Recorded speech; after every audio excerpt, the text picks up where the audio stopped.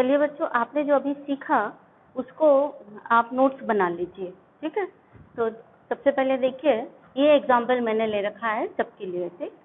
तो आइए, coordination entity और कोऑर्डिनेशन स्फीयर, ये क्या होता है? A coordination entity constitute a central metal atom और ion bonded to the fixed number of ions और molecules.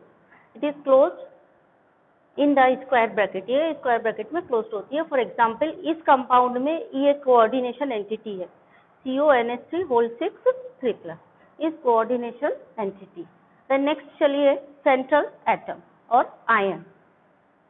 In a coordination entity the atom और ion to which a fixed number of ions या groups are bound in a definite geometrical arrangement is called as central atom or ion. For example, central atom, इसमें central atom कौन सा है? इस coordination entity में ये cobalt, वही लिखा है। For example, central atom ion in coordination entity CONH3 whole 6 Cl3 is CO। और एक बात बच्चों रिमाइंड करवा रही हूँ, थोड़ा सा ध्यान दीजिए। इसका जो फर्स्ट पार्ट है जिसमें मैंने समझाया है नोट्स बनवाने के पहले, इसमें मैं आपको नोट्स दे रही हूँ, इसके पहले जो समझाया है वहाँ पर मैंने माइक से नहीं कनेक्ट किया है वीडियो को, यानी मोबाइल को, तो आपको आवाज़ नहीं आ रही होगी। तो इसके लिए आपको जो फर्स्ट पार्ट इसके पहले वाला है, ईयर प्लग लगा करके देखना होगा, तब आवाज़ आएगी, ठीक है। तो चलिए, CONH3 होल 6 Cl3 में CO सेंट्रल एटम है। Now central atom act as Lewis acid since it accepts pair of electron, यानी सेंट्रल एटम लेविस एसिड की तरह काम करता है क्योंकि ये इलेक्ट्रॉन पेयर को एक्सेप्ट करता है। Properties of central atom, central atom जो कि कोऑर्डिनेशन कॉम्प्लेक्स बना सकते हैं, वो वाले एटम्स की क्या प्रॉपर्टीज होनी चाहिए? मस्ट हैव स्मॉल साइज, उसका स्मॉल साइज होना चाहिए। High effective nuclear charge, effective nuclear charge ज्यादा होना चाहिए। देन वेकेंट डी ऑर्बिटल, उसके पास वेकेंट डी ऑर्बिटल भी होने चाहिए।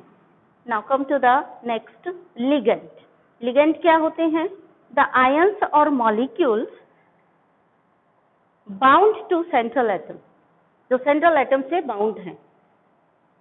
सेंट्रल एटम या इसी को हम आयन भी कह सकते हैं, सेंट्रल एटम है या आयन है, in coordination entity are called ligand. यानी कोऑर्डिनेशन एंटिटी में एटम या आयन के चारों तरफ जो लिगेंड्स बाउंड हैं उनको हम क्या कहते हैं?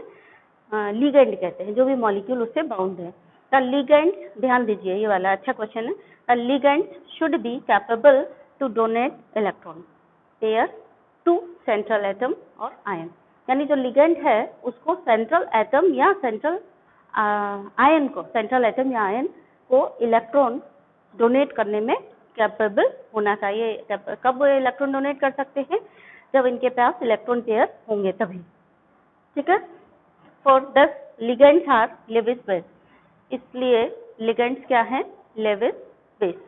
अब आती है बच्चों डेंसिटी, और ये ध्यान दीजिए बच्चों, यहाँ पर ये जो हमारा एग्जाम्पल है, ये शुरू से लेकर आखिरी तक हम इसी एग्जाम्पल में से कोट करेंगे, इसलिए इसको परमानेंटली हमने यहाँ लिखा रहने दिया। इसमें पूरी कोऑर्डिनेशन केमिस्ट्री छिपी हुई है, बर्नर की थ्योरी भी छिपी हुई है, और ये सारे टर्म्स जो जितने आप पढ़ रहे हैं ये सारे इसी में है, आप पहले हम लोग डिस्कस कर चुके हैं, तो इसीलिए हमने इसको परमानेंटली यहाँ लिखा हुआ है। चलिए, डेंसिटी क्या होती है? डेंसिटी होती है द नंबर ऑफ कोऑर्डिनेटिंग और ligating group in A ligand is called its density. Coordinating group मतलब किसी भी मेटल के साथ किसी लिगेंड के कितने ग्रुप कोऑर्डिनेट करेंगे, यानी बॉन्ड बनाएंगे, उसको हम डेंसिटी कहेंगे। डेंसिटी का मतलब ऐसे समझ लो कि ये सेंट्रल एटम है, सपोज ये सेंट्रल एटम है, इस सेंट्रल एटम को कितने ग्रुप, इसको कितने एटम, कोई भी लिगेंड है उसके कितने एटम इसको इलेक्ट्रॉन पेयर दे रहे हैं और बॉन्ड बना रहे हैं, वो क्या कहलाएगा? डेंसिटी कहलाएंगे। अगर एक इलेक्ट्रॉन पेयर दिया जा रहा है तो हम कहेंगे कि कैसा है? मोनोडेंटेट है। दो इलेक्ट्रॉन पेयर दिए जा रहे हैं तो हम कहेंगे डाइडेंटेट है। अगर 3 दे रहे हैं तो ट्राइडेंटेट, 3 से ज्यादा है तो पॉलीडेंटेट। इस तरह से डेंसिटी मतलब पकड़ना, मेटल को लिगेंड कितने दांतों से पकड़ रहा है, ऐसे समझ लो। डेंसिटी मतलब कितने दांतों से पकड़ रहा है, एक दांत से पकड़ रहा है यानी एक पेयर ऑफ इलेक्ट्रॉन दे रहा है और उसको पकड़ रहा है तो डेंसिटी 1। ठीक, चलिए तो यूनिडेंटेड क्या हो गया? When a ligand bound to central atom through a single donor atom is called as unidentate ligand. For example Cl- H2O NH3 Br- I-। सब एक एक लोन पेयर देकर के सेंट्रल एटम से ये जुड़ते हैं, इसीलिए सब क्या है? यूनिडेंटेड लिगैंड है। ठीक है, देन दूसरा हुआ डाइडेंटेड। डाइडेंटेड का मतलब नाम से समझ में आ रहा है, दो इलेक्ट्रॉन पेयर देकर के दो बॉन्ड बनाएंगे। देखिए व्हेन ए लिगैंड, ध्यान दीजिए, when a ligand can bind through two donor atoms is called as didentate ligand. For example, ethane 1,2-diamine। ध्यान दीजिए ये दोनों ही लिगेंड बहुत इंपॉर्टेंट है, नेमिंग में बार बार यूज होंगे, फॉर्मूला से नाम बनाने में और नाम से फॉर्मूला बनाने में भी। ठीक है, तो NH2 CH2 CH2 NH2 दो कार्बन है इसमें, तो दो कार्बन वाला ये हाइड्रोकार्बन इथाइलिन होता है। इधर NH2 लग गया, इधर NH2 लग गया, तो इसका नाम हो गया इथाइलिन डाइअमीन। कॉमन नेम है इसका इथाइलिन डाइअमीन। IUPAC नेम है इसका इथेन 1,2-डाइअमीन। इथेन और 1 पर भी NH2 है, 2 पर भी NH2 है, तो इथेन 1,2-डाइअमीन। शॉर्ट में इसका नाम है EN। ज्यादातर शॉर्ट में नाम लिखा होता है EN, इतना लंबा चौड़ा नाम ले करके EN लिखा होता है। ठीक, देन ऑक्सिलेट। ऑक्सिलेट के लिए फॉर्मूला होता है C2O4 और इसका स्ट्रक्चर इस तरह से होता है C सिंगल बॉन्ड C, इधर डबल बॉन्ड O है, इधर सिंगल बॉन्ड O है। जो सिंगल बॉन्ड O है वो वाला इलेक्ट्रॉन पेयर देता है। यानी अगर ये मेटल से जुड़ेगा तो किस तरह से जुड़ेगा, देखिए आप ध्यान से यहाँ पर बताते हैं। ऑक्सिलेट है तो वो मेटल से कैसे जुड़ेगा? CCO और ये जो इसके पास इलेक्ट्रॉन पेयर था, ये इलेक्ट्रॉन पेयर इसको दे देगा मेटल को, और एक बॉन्ड ये बना लेगा, एक बॉन्ड ये बना लेगा, इस तरह से जुड़ेगा।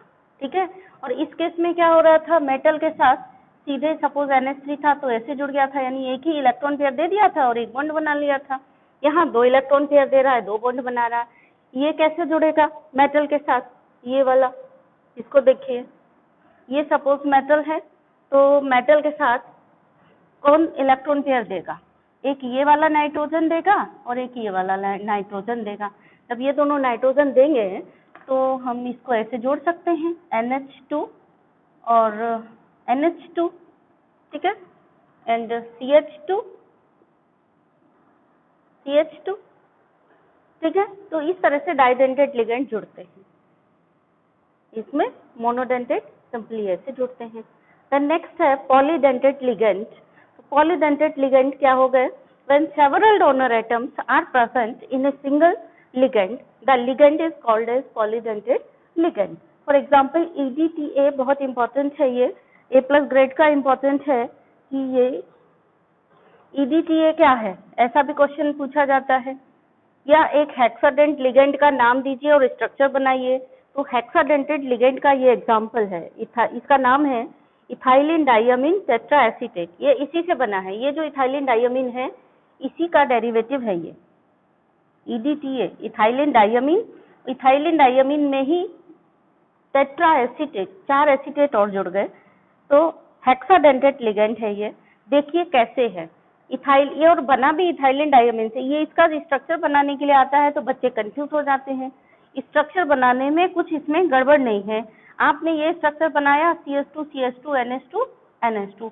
अब क्या करना है, इसी के दो हाइड्रोजन हटा करके एसीटेट जोड़ दो, इथाइलिन डाइअमीन टेट्रा एसीटेट बन जाएगा। टेट्रा एसीटेट का मतलब क्या हुआ? यहीं पर 2H2 हटा करके एसीटेट जोड़ दो। ये देखो अभी मैं बताती हूँ आपको।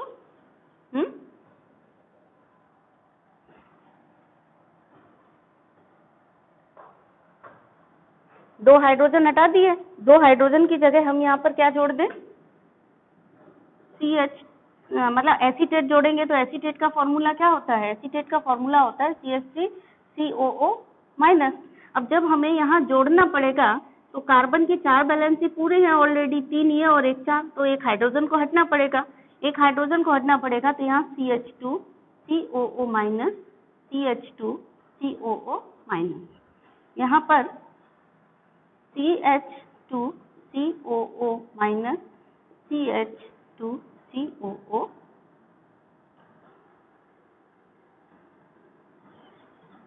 बन गया इथाइलिन डाइअमीन टेट्राएसीटेट। तो इसका अगर स्ट्रक्चर याद है तो बस यही ध्यान रखना है कि इसके स्ट्रक्चर में चारों एच हटा करके एसीटेट जोड़ देना है। और एसीटेट जोड़ते समय गलती नहीं करना है। आप बच्चे जब एसीटेट जोड़ते हैं तो कैसे जोड़ते हैं, COOCH3 ऐसे करके जोड़ देते हैं और CH3 भी बना रहने देते हैं। आपको ध्यान देना है कि CH3 इधर जुड़ेगा इस साइड, और CH3 जब जुड़ेगा तो उसका एक H भी हट जाएगा, यानी CH2COO माइनस होकर के ये जुड़ेगा। ठीक है, तो ये हेक्साडेंडेट लिगेंड की बात हो गई। चलिए बच्चों, अब हम लोग पढ़ेंगे चिलेट। ठीक है, तो चिलेट क्या होता है? चिलेट होता है when a di or polydentate ligand uses its 2 or more donor atoms to bind a single metal atom, the resulting complex is called as a metal chelate and this property is called as chelation।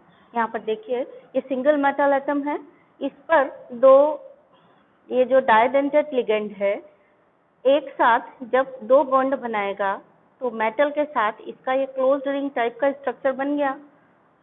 इस तरीके के जब structure बनते हैं coordination complex में तो वो complex chelate कहलाता है।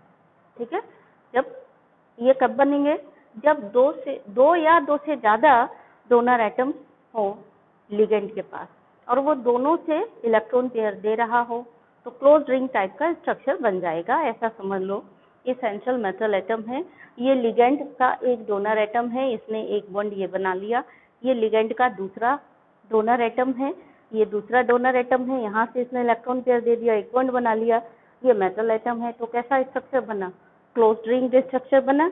ऐसा रिंग स्ट्रक्चर इसको हम क्या कहेंगे, चिलेट बोलेंगे। ठीक है, द नेक्स्ट है चिलेटिंग लिगेंड। चिलेटिंग लिगेंड क्या होते हैं, वो लिगेंड जो दो या दो से अधिक इलेक्ट्रॉन पेयर दे करके ऐसा ring structure, closed ring structure बना सके।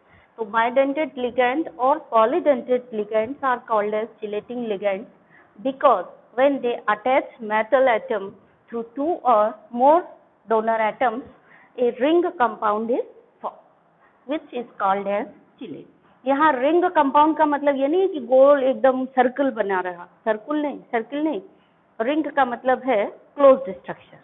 ठीक है, नहीं तो आप सोचे कि सर्किल तो बन ही नहीं रहा, सर्किल नहीं, रिंग मतलब closed structure, ring structure. The next है चिलेट इफेक्ट। चिलेट इफेक्ट क्या होता है, जब इस तरीके का कंपाउंड बनता है तो स्टेबिलिटी बढ़ जाती है, बट नेचुरल है। एक सिंगल बॉन्ड बना रहा है मेटल एटम के साथ लिगेंड ऐसा, तो इसकी स्टेबिलिटी कम होगी। यहाँ पर दो बॉन्ड बन रहे हैं मेटल एटम के साथ तो स्टेबिलिटी ज्यादा होगी, यानी चिलेट इफेक्ट बढ़ जाएगा।